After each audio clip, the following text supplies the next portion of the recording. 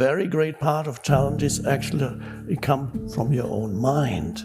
And that is, I would suggest, the greater part of challenges in your life are not through external events, although yes, they also happen, but the greater part of challenges is the unobserved mind.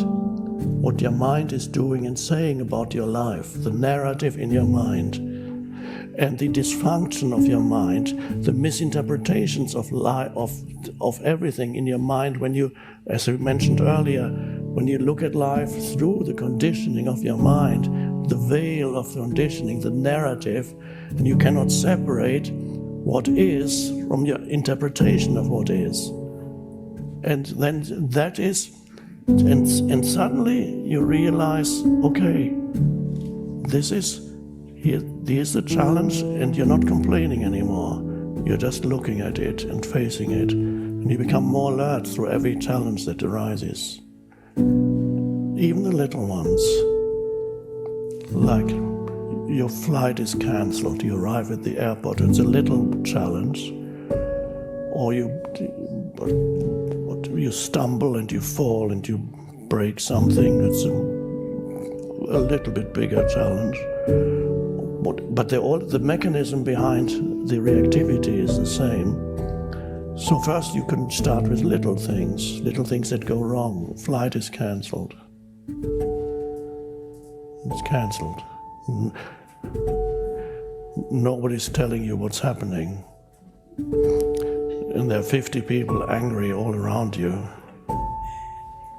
So you're either drawn into that or you just, okay.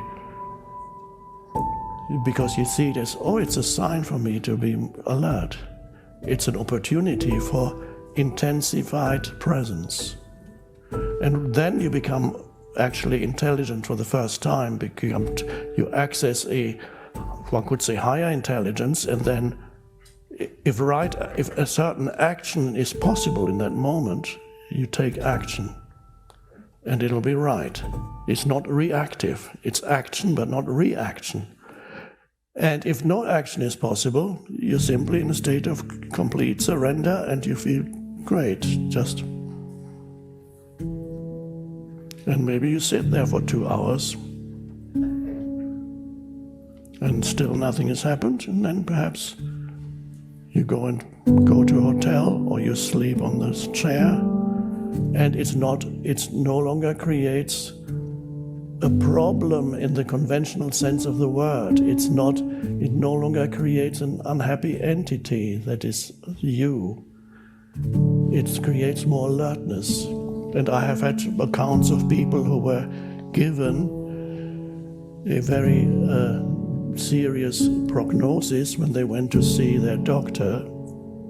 And usually the case is that the doctor tells you something that might imply that there is not much time left for you. That's a terrible thing when you believe that your life is not complete yet, that there's so much more that you wanted to do, that you could do, but you may not be able to do it.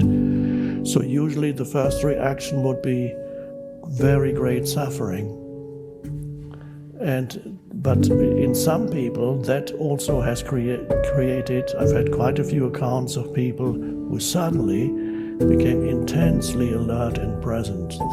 They refused to leave the present moment because they realized, either through coming into contact with this or some other similar teaching, or intuitively, without having any guidance, they realized, if I leave the present moment, I become unhappy. If I go just a few months into the future where I may not be here anymore, or the body or me or whatever, I become unhappy. So they got just totally present and suddenly feel a sense of not only great alertness, but almost elation. There was an account a few years ago of unfortunately I've forgotten his name, a British musician, relatively well known, but not world famous. And he was only, I believe, in his 30s or early 40s. He was given this diagnosis that he would only have another year to live. But this was an unusual case. He told that in an interview, he walked out of the doctor's office and without going through the stage of suffering first, he immediately experienced, without having read any spiritual book, he immediately realized this arising of very intense sense of aliveness. And he lived completely in the present moment, suddenly started living completely in the present moment.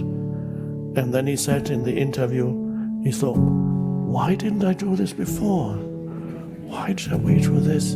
And he felt he can't call it, it's not happiness what he felt, it's not happiness, that's a superficial thing, something deeper than happiness. He felt life itself, the joy of life that is deeper than happiness or unhappiness. Perhaps even to call it joy is not quite right. That an intensified sense of aliveness. And what is that?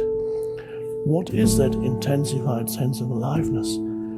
And what happened? Why did he, or anybody to whom something like that happens, why do they suddenly feel that and they didn't have it before? Because time was removed from them. There was no more time, no future. And without future, the ego cannot survive. The sense of self, the egoic sense of self needs future and it needs past. It's up through the past and it needs future for its fulfillment and of course ultimate destruction, but the ego doesn't want to talk about that. So the ego got destroyed through that very quickly. And so it has happened to people who have lost everything, who were involved in huge natural disasters or man-made disasters. It doesn't happen to everybody. Some people remain stuck in terrible suffering. But it's always an opportunity for true spiritual awakening. And so, but you have come here now because you no longer need. You've done the stage of suffering. So suffering may still be important because it will intensify your presence when it comes. But you don't need suffering as such because you are voluntarily inviting the state of presence into your life. It begins to manifest through you.